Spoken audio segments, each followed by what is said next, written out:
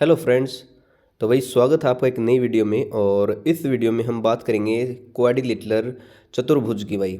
और ज्योमेट्री का important topic है ये। और पूरा हम जो है चतुर्भुज इस पूरी एक शॉर्ट्स वीडियो में करेंगे, मतलब कि ज़्यादा लंबी वीडियो नहीं होगी, लेकिन हम इसके पूरे कंसेप्ट को रिवाइज कर लेंगे। आपने पहले इससे रिलेटेड ट्रिग्नोमेट्री और अलजेब्रा की 2 वीडियो आ चुकी हैं और बहुत अच्छा रिस्पॉन्स है, और आप उसको वीडियो को जाके देख सकते हो। तो भाई स्टार्ट करते हैं। और इसकी पीडीएफ के लिए आप मेरे टेलीग्राम चैनल से जुड़ सकते हो, जो मैं नीचे कमेंट में पिन कर दूँगा उसका मैसेज। और तो स्टार्ट करते हैं। क्वाड्रिलेटरल मतलब कि भाई देखो, क्वाड्रिलेटरल इसमें क्या होता है, जो A B B C C D और डी ए एक जो है बंद आकृति बना रहे हैं, तो उससे क्या कहेंगे, क्वाड्रिलेटरल। ठीक है। और इसमें जो चारों जो कोणों का योग होगा, मतलब कि किसी भी क्वाड्रिलेटरल में चारों कोणों का योग होता है वो 360 डिग्री होता है। और इसके मध्य बिंदु को जो मिलाकर आकृति बनती है, हमेशा याद रखो, क्वाड्रिलेटरल चतुर्भुज के जो मध्य बिंदु को मिला के कोई भी आकृति मिलेगी, मतलब कि इसके चारों मध्य बिंदु को मिलाएंगे तो एक समांतर चतुर्भुज, पैरेलल जो चतुर्भुज क्वाड्रिलेटरल बनेगी, समांतर चतुर्भुज। ठीक है। क्या करती होती है, मध्य बिंदु को मिलाने पर कई बार ये क्वेश्चन बन जाता है कि भाई इसके क्वाड्रिलेटरल है, वही उसके मध्य बिंदु को मिलाकर एक आकृति बनाई जाती है, तो उसका एरिया बताओ। ऐसे ऐसे तो आपको पता होना चाहिए भाई क्या बन रहा है वो। ठीक है। तो इसका ABCD पूरी इसका जो क्वाड्रिलेटरल है, इसका एरिया होगा 1/2 AC जो डायगोनल है, प्लस में डायगोनल पे डाले गए जो लंब है DF और BF। ठीक है। ये होगा 1/2 into AC diagonal into diagonal पर डाले गए लंबों का सम होगा। हमेशा याद रखो एक ये प्रॉपर्टी आती है, यदि अगर विकर्ण 90 डिग्री पे काटे, मतलब कि डायगोनल यदि 90 डिग्री पे काटे, तो विपरीत भुजाओं के वर्गों का जोड़ जो है वो बराबर होता है। जैसे A B square plus D C square बराबर क्या होगा, AD² प्लस BC स्क्वेयर। हमेशा याद रखो यदि विकर्ण 90 डिग्री पे काट रहे हैं तो विपरीत जो भुजाएं हैं, विपरीत भुजाएं, उनके जो वर्गों का जोड़ है वो बराबर होगा। जैसे AB² प्लस DC स्क्वेयर और AD² प्लस BC स्क्वेयर बराबर होगा। ठीक है। आगे बात करते हैं भाई चतुर्भुज के प्रकार। जैसे समानांतर चतुर्भुज। समानांतर चतुर्भुज क्या होता है, यदि किसी चतुर्भुज की विपरीत भुजाएं समांतर हो, जैसे विपरीत भुजाएं समानांतर हो, उसे समानांतर चतुर्भुज कहते हैं। इसकी विपरीत भुजाएं समान होती हैं और विकर्ण एक दूसरे को समद्विभाजित करते हैं, मतलब कि 2 भागों में बांटते हैं, जैसे इसमें दिखाया गया है। जैसे इसकी विशेषता क्या है, विपरीत भुजाएं समानांतर और समान होती है। जैसे AB और DC समानांतर भी है और समान भी है, AD और BC भी। ठीक है। विपरीत कोण समान होते हैं, जैसे A और C होगा और B और D बराबर होंगे, ACBD। ये किसमें है, समानांतर चतुर्भुज में। और किसी भी 2 संलग्न जो कोण है उसका योग 180 डिग्री होता है। संलग्न कोण मैं आपको बता दूं क्या होते हैं, देखो यहाँ पर बात करते हैं। संलग्न जो भुजाओं, संलग्न जो कोण होते हैं, जैसे AB मतलब कि जो एक पट्टे पे होते हैं, BC मतलब कि एक पट्टे पे होते हैं। ठीक है।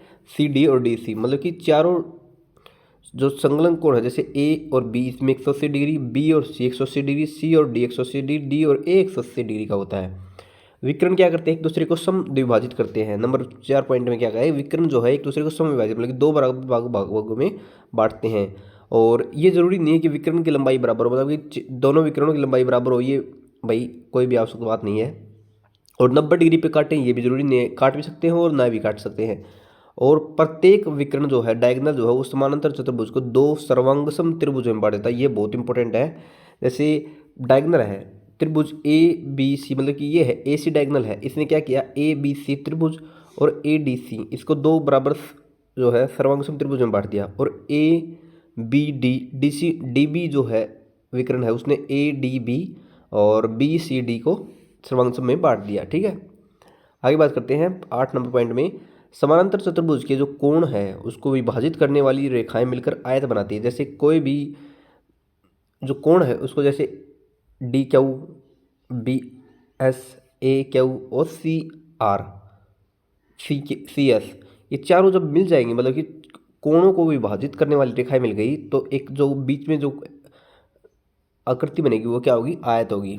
नंबर 9 में क्या कहता है, किसी वृत्त के अंदर बना समानांतर चतुर्भुज एक आयत होता है। किसी भी वृत्त मतलब कि एक वृत्त दे दे, उसके अंदर कहता है कि आपको एक समानांतर चतुर्भुज खींचो, तो वो समानांतर चतुर्भुज उसकी सारी विशेषताएं आयत के बराबर होंगी। ठीक है, क्योंकि वो आयत होता है। और किसी वृत्त के बाहर बना हुआ समांतर चतुर्भुज एक समचतुर्भुज रोम्बस होता है भाई। किसी भी वृत्त के बाहर जो बनाएंगे ना हम समांतर चतुर्भुज पैरेललोग्राम, उसके जो बाहर बनाएंगे वृत्त के बाहर, तो वह समचतुर्भुज रोम्बस होगा। ठीक है, अंदर बनाएंगे वो आयत, बाहर बनाएंगे वो रोम्बस। और समानांतर चतुर्भुज ए बी सी डी में तो इसका एक क्षेत्रफल होता है आधार गुणा ऊंचाई। आधार क्या होता है हमारा ए बी, और इसके ए बी, और देखो जिस तरह यहाँ पर ए डी खींचा गया है। ठीक है, साइन थीटा, साइन थीटा ये परपेंडिकुलर होता है, हमें जरूरत नहीं पड़ती, मतलब कि आधार गुणा ऊंचाई इसका फार्मूला होता है। ठीक है, ए बी और जो हाइट खींची गई है थीटा, इसमें हम यदि ले लेते हैं। और 12 में बताया गया है यदि किसी समानांतर चतुर्भुज के विकर्ण समान हो तो वह काय तो आयत होगा। भाई एक बात याद रखो, यदि किसी वृत्त के अंदर बन रहा है तो आयत, वृत्त के बाहर बन रहा है रोम्बस, और किसी विकर्ण समान हो दोनों तो वो भी आयत होगा। ठीक है, अगले पॉइंट में कहता है कि दो समानांतर चतुर्भुज जिसका आधार समान होता है तो, और दोनों समांतर चतुर्भुज के बीच होती है तो क्षेत्रफल बराबर होता है। जैसे दो समांतर भुजाएं हैं, ये एक एम है और एक एल है, ये दो समांतर चतुर्भुज हैं, दो रेखाएं हैं समांतर रेखाएं, तो इसके अंदर कोई भी हमने क्वाड्रिलेटरल बना दिया, जैसे ए बी सी और डी बना दिया, और ए बी पी और क्यू बना दिया, ये दोनों का क्षेत्रफल क्या होगा, बराबर होगा, यदि एल और एम जो है वो पैरेलल है। ठीक है, यदि दो रेखाएं एल और एम पैरेलल हो तो ए बी सी डी का एक समानांतर चतुर्भुज, जैसे ए बी सी डी समांतर चतुर्भुज है, और इसमें बेस ए बी से ऊपर कोई भी समान आधार से कोई भी एक पॉइंट खींचेंगे तो उसका एरिया जो है वो हाफ हो जाएगा समानांतर चतुर्भुज की। ठीक है, जैसे ए पी बी का क्षेत्रफल क्या होगा, ए बी सी डी का हाफ हो जाएगा। और आगे बात करते हैं 15 पॉइंट में भाई। 15वें पॉइंट में विकर्णों के योग का, विकर्णों के वर्गों का योग, जैसे कोई भी विकर्ण है, जैसे ए सी और बी डी, इनके स्क्वायर करेंगे A C square plus B D square, तो उनकी जो भुजाएं होती है उसके वर्गों के योग के बराबर होता है। जैसे A C square plus B D square बराबर क्या होगा, A B square plus B C square plus C D square plus A D square. आपको पता होगा ए बी और डी सी तो भाई बराबर होते हैं, तो इसको हम लिख सकते हैं 2 into A B square plus B C square, B C A D के बराबर होगा। ठीक है, आगे बताया गया है यदि किसी समानांतर चतुर्भुज के सभी कोण 90 डिग्री हैं, मतलब कि चारों 90 डिग्री हो गए, तो वो भाई आयत होगी। भाई आयत का क्या होता है, चारों 90 डिग्री के होते हैं, इसलिए सभी आयत, ये बहुत इंपॉर्टेंट है, इसलिए सभी जो आयत होते हैं वे समानांतर चतुर्भुज होते हैं, लेकिन सभी समानांतर चतुर्भुज आयत नहीं होते हैं। यदि समानांतर चतुर्भुज के विकर्ण समान हो तो भी आयत कहलाता है। मतलब कि दो चीज़ें भाई, ये आयत पे बात आ गई है, अब आयत कर रहे हैं हम। आयत क्या होता है, चारों जो कोण होते हैं वो 90 डिग्री होते हैं, लंबाई मतलब कि ए बी और डी सी समान होंगे, बी सी और ए डी समान होंगे, इसका क्षेत्रफल लंबाई गुणा चौड़ाई, पेरीमीटर 2 इंटू ए प्लस 2 इंटू लंबाई प्लस चौड़ाई, डायगोनल एक दूसरे को समान भागों में बांटेंगे। ठीक है, जैसे विकर्ण समान होते हैं, एक दूसरे को द्विभाजित मतलब कि दो भागों बराबर भागों में बांटते हैं, लेकिन ये जरूरी नहीं है भाई कि 90 डिग्री पे काटे ही काटे। ठीक है, आयतों के दिए हुए परिमाप के लिए एक वर्ग का क्षेत्रफल सबसे ज़्यादा है। मतलब कि भाई कोई भी यदि आकृति दी है, मतलब कि जैसे आयत दी है, क्वाड्रिलेटरल दिया है या वर्ग दिया है, तो उसमें वर्ग का क्षेत्रफल ज़्यादा होगा। मतलब आयत के दिए हुए परिमाप के लिए एक वर्ग का क्षेत्रफल सबसे ज़्यादा होता है। पॉइंट नंबर 3 में कहते हैं आयत की जो भुजाएं हैं उसके मध्य बिंदु को मिलाने से क्या आकृति बनती है, वह एक समचतुर्भुज रोम्बस होती है। आपने पता होगा, मैंने बताया था आपको कि समांतर चतुर्भुज के जो है मिड पॉइंट को मिलाएंगे तो उससे क्या बनेगा। ठीक है, उस तरह ही आयत के जब मध्य बिंदु को मिलाएंगे तो क्या बनेगा, रोम्बस बनेगी। क्या बनेगी, रोम्बस। और आयत ए बी सी डी का जो क्षेत्रफल होगा भाई लंबाई गुणा चौड़ाई, आपको पता है इसका विकर्ण होता है वो under L square plus B square होता है। और आयत के सभी कोणों को समद्विभाजित करने वाली रेखाएं मिलकर एक आयत ही बनाती है। उसमें भी आयत बनाती थी समांतर चतुर्भुज में भी, और इसमें भी आयत बनाती है। आगे ये एक मैंने एक जगह पर कंपाइलेशन कर रखा है, कौन सी आकृति मिड पॉइंट बनाएंगे तो कौन सी बनेगी, आगे भी आएंगे। ठीक है, आगे बात करते हैं रोम्बस की। समचतुर्भुज वेरी इंपॉर्टेंट, हर साल क्वेश्चन आता है इससे। अगर किसी समांतर चतुर्भुज की सभी भुजाएं समान हो, भाई चारों साइड समान हैं, तो क्या होगी, समचतुर्भुज होगी। समचतुर्भुज के विकर्ण एक दूसरे को 90 डिग्री पर विभाजित करते हैं। हमेशा याद रखो समानांतर चतुर्भुज और आयत में जरूरी नहीं कि 90 डिग्री पे विकर्ण काटे, लेकिन समचतुर्भुज जो होता है उसमें 90 डिग्री पर काटते ही काटते हैं। ठीक है। और इसकी चारों भुजाएं समान होती हैं, A B B C C D और डी सी बराबर होती हैं और डायगोनल एक दूसरे को 90 डिग्री पे काटते हैं। डायगोनल विभाजित भी दो विभाजित भी करते हैं, जैसे A B B C C D D A बराबर होंगे ए विकर्ण एक दूसरे को 90 डिग्री पर विभाजित करते हैं, परंतु जरूरी नहीं कि वे समान होते हैं। भाई समान होंगे, जैसे दोनों समान होंगे नहीं पता, लेकिन दोनों विभाजित जरूर करते हैं। जरूरी नहीं भाई समचतुर्भुज एक वर्ग हो, परंतु सारे वर्ग समचतुर्भुज होते हैं भाई, सभी वर्ग। जैसे क्योंकि वर्ग में क्या होता है भाई, कोण 90 डिग्री पे काटते हैं और चारों साइड समान होती हैं, तो भाई समचतुर्भुज भी यही। तो भाई सारे समचतुर्भुज जरूरी नहीं कि वर्ग है, लेकिन सभी वर्ग समचतुर्भुज हैं। समचतुर्भुज के सभी भुजाओं के मध्य बिंदु को मिलाने से भी एक आयत बनता है। भाई आयत से क्या बनता है आपने पता होगा, मैंने बताया था समचतुर्भुज, और समचतुर्भुज से बनती है आयत। रोम्बस से बनेगा रेक्टेंगल, रेक्टेंगल से बनेगा रोम्बस मध्य बिंदु बनाने पर। और जो समांतर चतुर्भुज के विकर्ण यदि 90 डिग्री पे काटे तो वह भी समचतुर्भुज होगा। भाई कोई भी जो समानांतर चतुर्भुज है उसके विकर्ण 90 डिग्री पे काट रहे हैं, आमतौर पर नहीं काटते, तो वो काट रहे हैं तो वो भी एक समचतुर्भुज रोम्बस होगा। समचतुर्भुज रोम्बस है, उसका क्षेत्रफल होता है 1/2 इंटू डायगोनल का गुणनफल 1/2 इंटू D1 इंटू D2। ठीक है। और समचतुर्भुज का जो क्षेत्रफल होता है वो एक सबसे इंपॉर्टेंट फार्मूला है, संलग्न भुजाओं का गुणनफल मल्टीप्लाई उसके बीच के कोण का साइन। ठीक है, जैसे इससे। ठीक है। और अगला कहता है, हमेशा याद रखो दोनों डायगोनलों का स्क्वायर होता है D1 square plus D2 square, तो चारों साइड को स्क्वायर का सम के बराबर होता है। जैसे 4a स्क्वायर बराबर होगा, हमेशा याद रखो D1 square plus D2 square किसके बराबर होगा, 4a स्क्वायर। 8वें बात करते हैं, अगर समचतुर्भुज के विकर्ण समान होंगे, विकर्ण समान होंगे तो भाई क्या होगा, वो एक वर्ग हो जाएगा। वर्ग बनने के देखो भाई सभी वर्ग समचतुर्भुज होते हैं, ठीक है, लेकिन सभी समचतुर्भुज वर्ग नहीं होते। लेकिन यदि समचतुर्भुज के विकर्ण समान हो गई, D1 और D2 बराबर हो गए, तो वर्ग हो जाएगा। वर्ग की बात कर लेते हैं। वर्ग एक ऐसा आयत होता है जिसकी सभी भुजाएं समान होती हैं, और वह एक रोम्बस समचतुर्भुज भी होता है जिसके सभी कोण 90 डिग्री होते हैं। भाई चारों साइड समान, समचतुर्भुज में चारों साइड समान थी, लेकिन इसके डायगोनल्स होते हैं वो दोनों समान होते हैं भाई। जैसे AC और DB दोनों समान होंगे, 90 डिग्री पे काटेंगे भाई, चारों साइड समान, चारों कोण 90 डिग्री के, विकर्ण भी समान, एक दूसरे को 90 पर काटेंगे। और जो वर्ग के भुजाओं के मध्य बिंदु को मिलाएंगे, मतलब कि इसके मध्य बिंदु को मिलाएंगे तो वह एक वर्ग हो। हमेशा याद रखो, मैंने बताया था आपको, रोम्बस के मिलाएंगे तो रेक्टेंगल बनेगा, रेक्टेंगल के मिलाएंगे तो रोम्बस बनेगा, और वर्ग के बनाएंगे मध्य बिंदु को मिलाएंगे तो वर्ग ही बनेगा। क्या बनेगा, वर्ग ही बनेगा। और हमेशा याद रखो, प्रत्येक वर्ग जो है वो एक समचतुर्भुज मतलब कि रोम्बस होता है, परंतु प्रत्येक समचतुर्भुज एक वर्ग नहीं होता। लेकिन समचतुर्भुज की यदि डायगोनल बराबर हो जाएंगे तो वर्ग हो जाएगा। वर्ग का परिमाप होता है भाई 4 गुना में भुजा मतलब कि 4a। क्षेत्रफल होता है भाई a स्क्वायर या D स्क्वायर बाई 2, मतलब कि D मतलब कि डायगोनल का स्क्वायर करेंगे बाई 2। और डायगोनल a√2 भी होता है, 2√a बोल दो या a√2 बोल दो, 2√a भी होता है। आगे बात करते हैं भाई समलंब चतुर्भुज। ठीक है, अगर किसी चतुर्भुज की दो भुजाएं समानांतर, जैसे AB और DC समानांतर, और दो भुजाएं असमानांतर, जैसे AD और BC असमानांतर हो, तो समलंब चतुर्भुज रहता है। इसमें दो भुजाएं समानांतर और दो भुजाएं असमानांतर होती हैं। इसमें हमसे याद रखो A और D और B और C का योग 180 डिग्री होता है, मतलब कि A प्लस D का योग भी 180 और B प्लस C का योग भी 180 डिग्री होता है।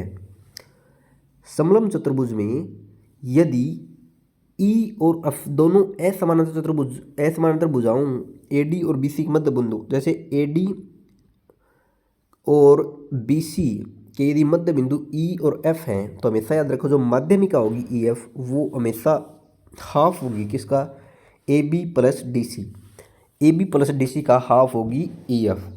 और समलंब चतुर्भुज का जो एरिया होता है, क्षेत्रफल होता है, वो होता है 1/2 इंटू समानांतर भुजाओं का जोड़, जैसे 1/2 इंटू AB प्लस DC, और मल्टीप्लाई करेंगे उसको हाइट के साथ, किसके साथ, हाइट के साथ। 1/2 इंटू AB प्लस CD गुणा में DM, आप इसी कोई हाइट मान सकते हो, या हाइट सीधा सीधा कर देंगे, समानांतर भुजाओं का योग जोड़ करेंगे और ऊंचाई को मल्टीप्लाई कर देंगे। हमेशा याद रखो विकर्णों के वर्गों का जोड़, मतलब कि AC square plus BD square क्या होता है, असमानांतर भुजाओं के वर्गों का जोड़ प्लस 2 इंटू समानांतर भुजाओं के गुणनफल। ठीक है, जैसे AC square plus BD square क्या होगा, समानांतर भुजा भाई BC square plus AD square plus करेंगे समानांतर भुजाओं का गुणनफल, जैसे 2 into AD CD plus into AB। AC square plus BD square बराबर है AC square plus BD square बराबर है BC square plus AD square plus 2 into AB into CD। मतलब कि क्या है भाई, डायगोनल का जो वर्क करेंगे तो और उसका इक्वल टू क्या होगा, मतलब कि दोनों असमानांतर भुजाओं के वर्गों का जोड़ प्लस कर देंगे जो समानांतर भुजाएं हैं उनका गुणनफल का दोगुना। ठीक है। और हमें शायद रखो यदि डायगोनल है, ओपन काट रहे हैं, तो AO by OC, BO by OD और AB बाई DC, इनका रेशियो समान होता है। और आगे बात करते हैं भाई, यदि एक समलंब चतुर्भुज में समानांतर रेखाओं के समांतर यदि कोई तीसरी रेखा असमांतर रेखाओं को समान अनुपात में बांटती है, जैसे समांतर रेखाएं हैं AB और DC और EF इसको असमांतर भुजाओं को काट रही है समान रूप से, तो AE और ED, तो BF और FC का रेशियो समान होता है। यह क्या इंपॉर्टेंट आता है, इसका मैंने कंसेप्ट पूरा भी लिख रखा है, इसमें दे रखा है। जब भुजाओं का केवल एक जोड़ा समांतर हो, हमेशा इसका सीधा वो रखो, आप याद रखो, जैसे EF जो है वो दो तरह से निकलेगा। जैसे EF क्या है, जैसे ABC दिया है, DCD दिया है, तो हमेशा याद रखो EF जो होता है भुजाओं AD और BC के मध्य बिंदु हो, यदि इनके मध्य बिंदु हो E और F जो है मध्य बिंदु हो, तो D प्लस C बाई 2 कर देंगे। ठीक है। लेकिन असमानांतर भुजाओं के मध्य बिंदु को मिलाने वाली समलंब चतुर्भुज के दो समलंब चतुर्भुज में बांट देती है उसके क्षेत्रफलों का अनुपात होता है। जैसे इसमें क्या है कि AB दिया है A, DC दिया है B और इसमें इसके मध्य बिंदु को मिला दिया E और F, तो समलंब चतुर्भुज ABEF का क्षेत्रफल और समलंब चतुर्भुज EFDC का जो क्षेत्रफल क्या होगा, सब ABEF का होगा भाई 3 करेंगे मल्टीप्लाई A प्लस B और इसमें 3 करेंगे multiply B plus 3B plus A। ठीक है। 3A plus B 3B plus A। अब आते हैं भाई मध्य बिंदु को मिलाने पर जो बनता है आकृति, उससे क्या होता है। ठीक है भाई, चतुर्भुज से बनता है समांतर चतुर्भुज, क्वाड्रिलेटरल से बनता है पैरेललोग्राम, आयत से समचतुर्भुज, रेक्टेंगल से रोम्बस, रोम्बस से रेक्टेंगल, वर्ग से वर्ग बनेगा और समानांतर चतुर्भुज से बनेगा समानांतर चतुर्भुज ही। भाई दो तो सब सेम है, वर्ग से वर्ग और समानांतर चतुर्भुज से समानांतर चतुर्भुज। ठीक है। और दो हैं डिफरेंट, मतलब कि आयत से समचतुर्भुज और समचतुर्भुज से आयत, और एक है क्वाड्रिलेटरल से बनेगा समांतर चतुर्भुज। और जो इनका क्षेत्रफल होता है वो वास्तविक आकृति का आधा हो जाता है। हमेशा याद रखो आप, मतलब कि इसका भाई सीधी बात है कि मिड पॉइंट को मिलाएंगे तो हाफ ही हो जाएगा। एक बार और देखते हैं मध्य बिंदु को, यदि क्वाड्रिलेटरल के मध्य बिंदु मिला रहे हैं तो बनेगा पैरेललोग्राम समानांतर चतुर्भुज, आयत के मध्य बिंदु को मिला रहे हैं तो रोम्बस बनेगा, रोम्बस के मध्य बिंदु को मिला रहे हैं तो आयत बनेगा, वर्ग के मध्य बिंदु को मिला रहे हैं तो वर्ग ही बनेगा, और समानांतर चतुर्भुज की पैरेललोग्राम के बना रहे हैं मध्य बिंदु को मिला रहे हैं तो भी समानांतर चतुर्भुज ही बनेगा। सिर्फ दो सेम रहेंगे, वर्ग से वर्ग और समानांतर चतुर्भुज से समानांतर चतुर्भुज, और दो डिफरेंट आयत से समचतुर्भुज और समचतुर्भुज से आयत, और एक जो है चतुर्भुज से समांतर चतुर्भुज, वर्ग से वर्ग, समानांतर चतुर्भुज से समांतर चतुर्भुज, समचतुर्भुज से आयत, आयत से समचतुर्भुज और चतुर्भुज से समांतर चतुर्भुज, और एरिया आधा हो जाता है। आगे बात करते हैं भाई, ये प्रॉपर्टी है, जैसे ABCD का आयत दिया है और इसमें डायगोनल AC और इसके अंदर जो है बिंदु कोई P है, तो उसमें एक सीधा आप याद रखो इसका formula, AP square plus PC square बराबर क्या होता है भाई, PD square plus BP square. ये कई बार क्वेश्चन आता है तो आपको सीधा याद हो जाना चाहिए कि ABCD के अंदर कोई भी एक बिंदु पॉइंट P है, तो इसमें जो AP square plus PC square बराबर PD square plus BB square बराबर होता है। लास्ट स्लाइड भाई बात करते हैं लास्ट स्लाइड की, भाई एक एक देखते हैं समचतुर्भुज। भाई हमेशा याद रखो भाई सभी देख लेते हैं एकदम से। भाई इसमें क्या है कि विपरीत भुजाएं बराबर होती है, मतलब कि विपरीत भुजाएं जैसे AB और DC, समचतुर्भुज, वर्ग, आयत और समांतर चतुर्भुज, भाई चारों में विपरीत भुजाएं होती है बराबर। मतलब कि एक जगह पर कंपाइलेशन आपको इजी रहेगा। विपरीत भुजाएं बराबर होती है भाई चारों में, जैसे ए बी बराबर है डी सी, ठीक है। विपरीत भुजाएं समानांतर होती है भाई चारों में, समानांतर भी होंगी, जैसे ए बी सी डी के समांतर है, ए बी सी डी के समांतर है, ए बी सी डी के समांतर है, ए बी सी डी के समांतर है। नंबर 3 में विपरीत कोण बराबर होते हैं, तीनों में विपरीत कोण बराबर होंगे भाई, विपरीत कोण बराबर होंगे। नंबर 4 में सभी भुजाएं बराबर होती है भाई, समचतुर्भुज में सभी भुजाएं बराबर, वर्ग में सभी भुजाएं बराबर, लेकिन आयत और समानांतर चतुर्भुज में सभी भुजाएं बराबर नहीं होती। नंबर 5 सभी कोण बराबर और समकोण, भाई समचतुर्भुज में सभी कोण बराबर समकोण नहीं होते, वर्ग में होते हैं सभी कोण 90 डिग्री के बराबर, आयत में भी सभी कोण 90 डिग्री के बराबर होते हैं, और समांतर चतुर्भुज में 90 डिग्री के होते हैं बराबर। नंबर 6 में कहता है कि सभी विकर्ण समद्विभाजित करते हैं, भाई सभी विकर्ण जो है वो समद्विभाजित करते हैं, मतलब दो भागों में बांटते हैं, वो समचतुर्भुज रोम्बस में भी, वर्ग में भी और आयत में, लेकिन समांतर चतुर्भुज में नहीं बांटते। नंबर 7 में कहता है विकर्ण एक दूसरे को समकोण पर समद्विभाजित करते हैं, भाई समचतुर्भुज में करते हैं एक दूसरे को 90 डिग्री पे, वर्ग में भी करते हैं लेकिन आयत में नहीं करते, और समांतर चतुर्भुज में करते हैं। नंबर 8 में विकर्ण शीर्ष कोणों को बराबर विभाजित करते हैं, भाई मतलब कि शीर्ष कोण को जैसे 90 है तो 45 समचतुर्भुज करेगा, वर्ग करेगा, लेकिन आयत और समांतर चतुर्भुज नहीं करेंगे।